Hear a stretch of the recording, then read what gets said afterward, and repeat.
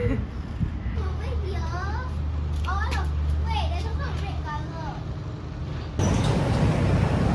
just had a fun day that is gonna continue. Fun day in progress. We are continually excited by our fun day Indeed. that we fought for. I fought for. We'll talk about that later. I don't know why I said that. But yeah, apparently we're gonna talk. Yeah. We'll report back. Okay.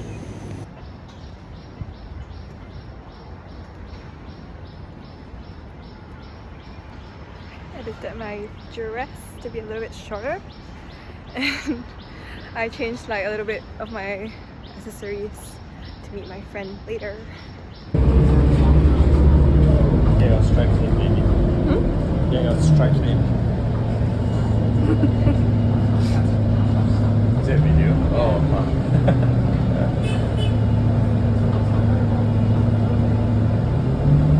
The weather is so nice. yeah.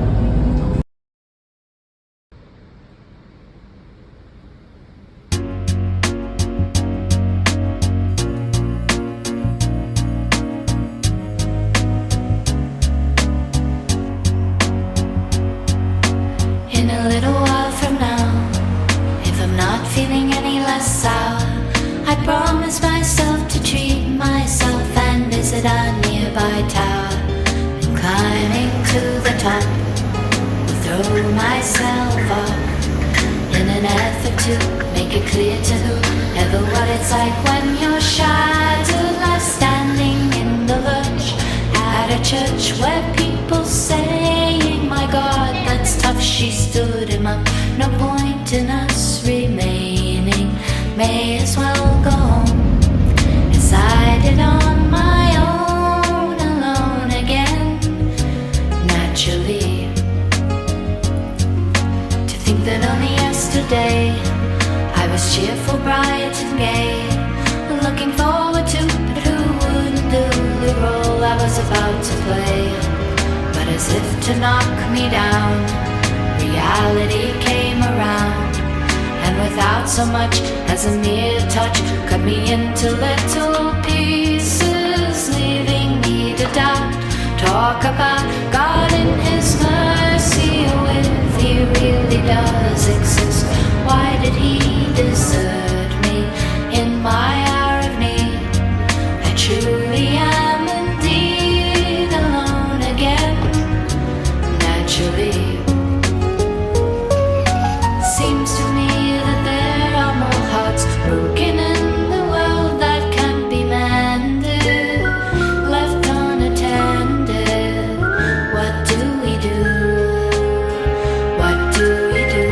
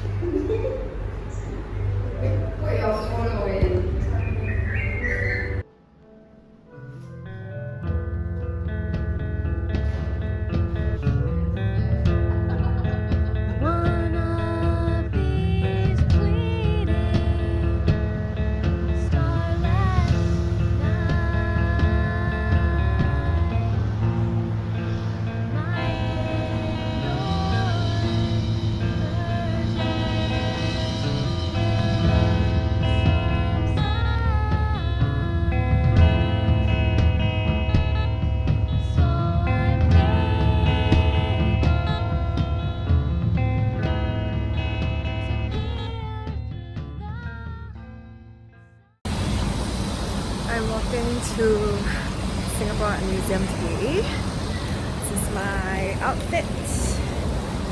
Feeling quite excited because I actually headed there yesterday with a friend, and I realized that there's an exhibit there that includes a lot of texts and books that I've been wanting to get my hands on to read, but I couldn't.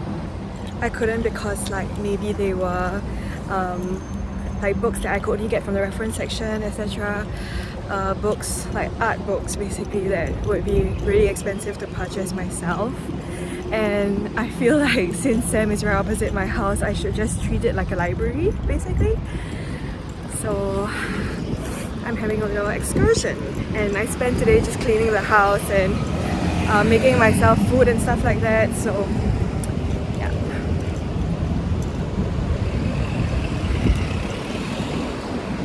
Just triapsing. Right opposite my house is a cultural arts institution, but honestly I have my own thoughts about it and how sometimes I feel like the space isn't very well utilized, and I just wish that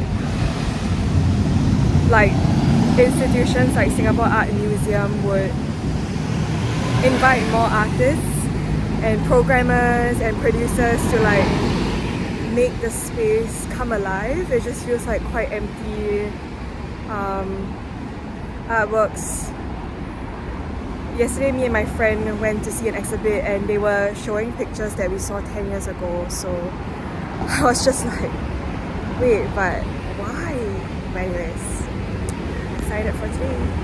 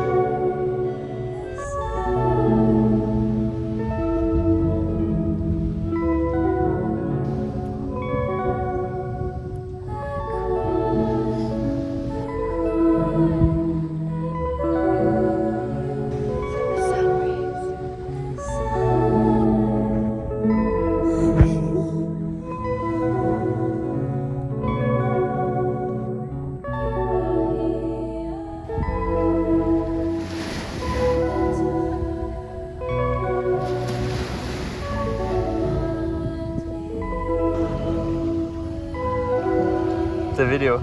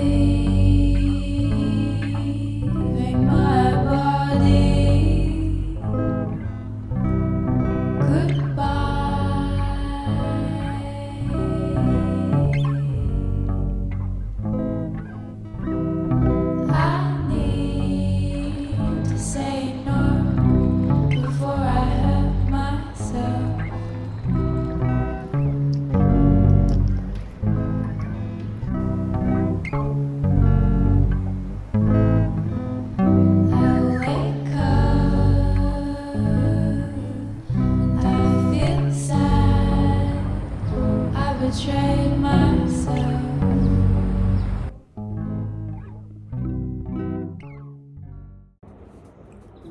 Hello, I have precariously propped up my camera very aptly on my tarot deck because I'm seated on my bed.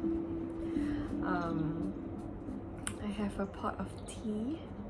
I've been really enjoying brewing tea out of like dried fruits and flowers because I went to JB with two of my really good friends recently, and we were in a mall and I was really overwhelmed because I don't really like being in malls, especially I think JB has like malls on steroids. But I chanced upon this very small shop. I think it might be one of those pop-up shops.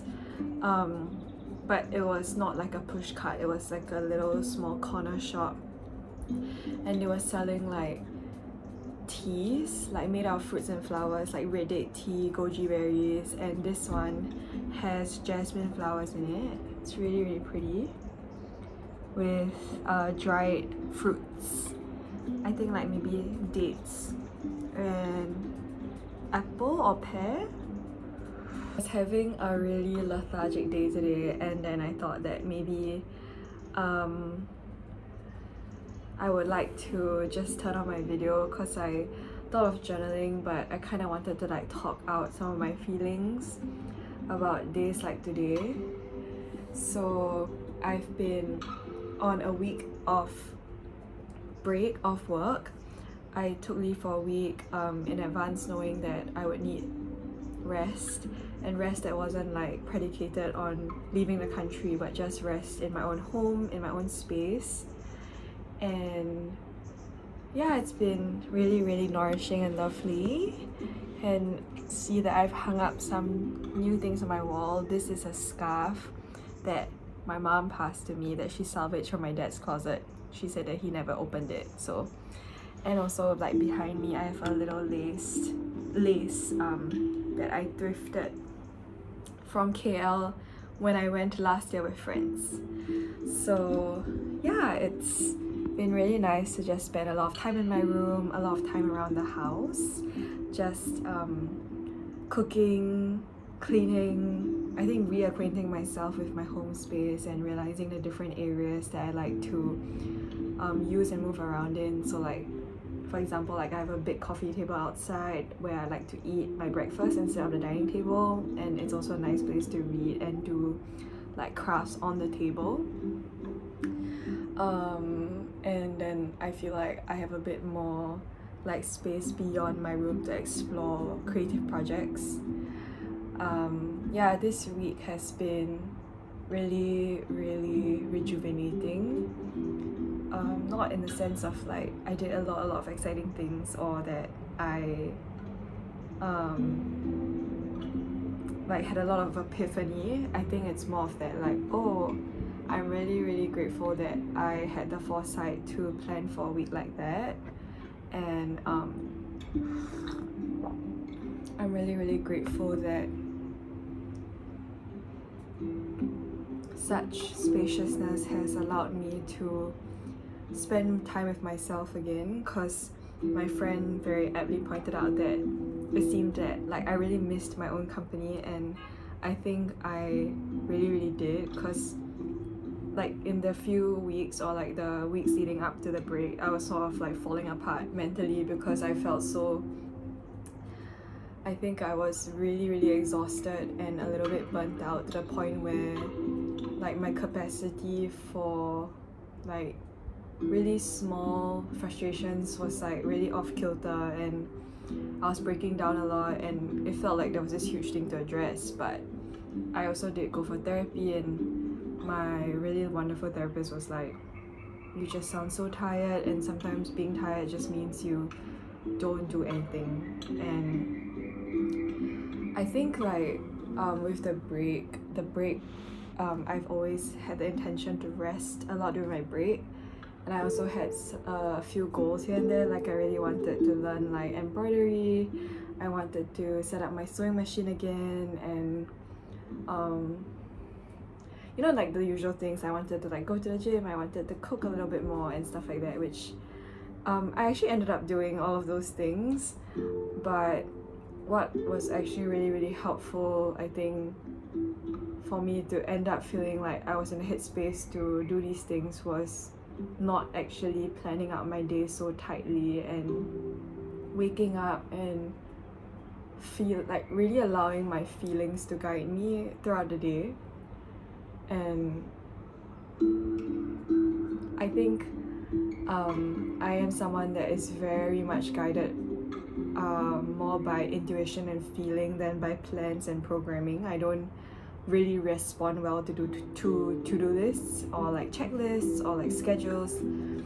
Like for example, yesterday I woke up really late in the day, like almost 12, and then had a really slow morning, and then I felt that like the tiredness and grogginess I felt was the kind that I needed to sort of just slightly and gently shake off. So I decided to go to the gym, and which is like such a, like, it wasn't planned, but it just felt like, yeah, I think going to the gym would be great. So I went and it was really good, and I got a coffee after. And then today when I woke up, I mean, I was like, oh, like today is like one of my last few like off days. I want to like set up my sewing machine, I want to do all this stuff. But when I woke up today, I was like really exhausted. And at first I was texting like my partner like, okay, maybe it's like this or that, or like I don't know why I'm so exhausted. But after a while I was just like, maybe I'm just like exhausted and there's no need to rationalize or explain it. I'm just tired today, and to the best of my ability, like how can I allow for this tiredness to exist, and how can I respond to it in a way that is gentle and properly listening to my tiredness. So I just like spent a lot of the day like lying down. I think I would eat and lie down, listen to like some YouTube videos in the background, and then like eat and lie down again. And I just got up to put on an outfit and do my makeup because I'm going to meet some friends later. And I just feel better that I've done all that I can to like hold space for my tiredness. And yeah, I think like a lot of what I'm learning this week is that there's so much discourse nowadays about how do we like set like creative intentions and rituals, and I'm all for like practice and rituals and doing things, but at the same time, like I'm definitely learning that for me, setting up some kind of like system doesn't really work for me. Like I really feel like a lot of what helps me to be creative is the slowness and time to sit with like how I'm actually feeling day to day, and then responding to that is usually a lot more helpful in giving me like breathing room to be creative. Yeah, because at the start of this week also, I was really down, like honestly like low-key a bit depressed, I think, from how tired I was feeling, and I wasn't feeling very inspired. And rather than trying to like muscle that, I ended up just really spending some days like being down and allowing myself to like move through that. And yeah, I mean, yeah, I guess all this to say is that I think it's still quite mysterious how creativity manifests in my life. I am not someone that has a system that I work with for my creativity.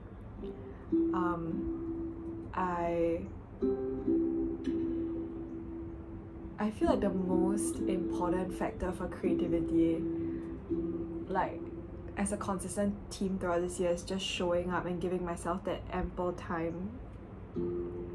The feeling of spacious time and spacious space, like this expanse of like knowing that I can amble and drift and be really fluid, is the most important thing for my creativity, like taking a walk and not knowing where I'm gonna go, or like waking up and not knowing what the day is gonna look like because I have like 6 hours ahead of me that I could do anything at any time. That is oftentimes when I'm the most creative, because yeah, I feel like I need that kind of fluidity in my life. So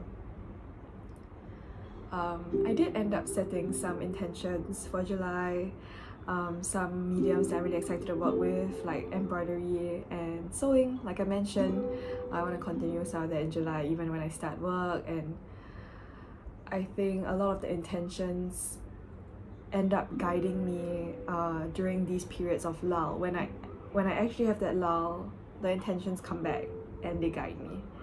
But yeah, maybe what I'm saying is that I'm just sort of learning that day-to-day planning, or even like planning for the week ahead, is sometimes not something that always supports me, and I'm learning that about myself. Yeah, so I think the final thing that I really want to carry forward from this week of rest and recuperation is this idea that things are not as urgent as they seem, and especially at work. What is it like for me to for things to not be urgent? Like, what is it like to not respond because of some kind of lack or urgency, but to respond with curiosity and to sit very presently with something without the need to always act upon that feeling or thought, or yeah, and how can I let my feelings guide me in creative work, in my relationships, in like my own self-development or self-acceptance. Like, how can I let emotions and feelings guide me instead of being like consumed and overwhelmed by them? What does that actually look like? Yeah, I'm so curious. What would it be like if I leaned into my emotions even more versus like trying to block them out or dissociate from them? Yeah. So that's all for now. I'm actually quite happy with this filming setup because I want to include more talking portions in my vlogs, and I think these are really like good reminders for myself when I watch them back, which I do watch my own vlogs all the time because it's really, really fascinating and humbling and actually really hopeful, I think, to watch versions of your past self navigate and negotiate things that you might also still be navigating, but just like to realize like life is so circular and expensive in that way. Okay,